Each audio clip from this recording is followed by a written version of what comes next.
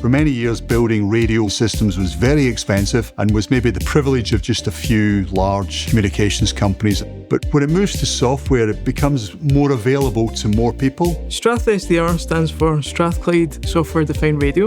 So that means that we focus on radios which are flexible and adaptable, and we can implement them and design them using programmable chips like the radio frequency system on chip. FPGAs, now in the form of RFSOC, are just essential components of signal processing systems, running radar systems, medical imaging systems, mobile wireless. It has to be flexible. If you don't have that capability, then you would be building a piece of bespoke hardware for different frequency bands, and that's very doable, but that's very expensive.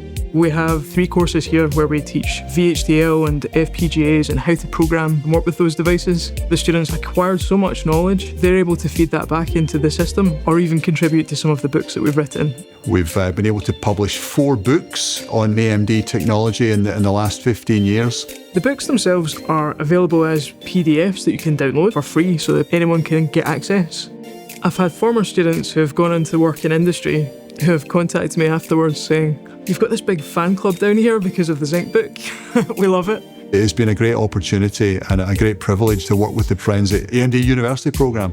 Without that hardware support, software support, and some of the funding support, we would not be where we are today. You have really talented people come in, you put some state-of-the-art equipment on the bench and they just do magic with it. Your teaching on these devices and the RFSOC just helps accelerate an industry, because students are coming out prepared, understanding the latest technology, having experienced the latest technology, and new generations of RFSOC will go to higher frequency bands. So in some sense, the wireless revolution is just beginning.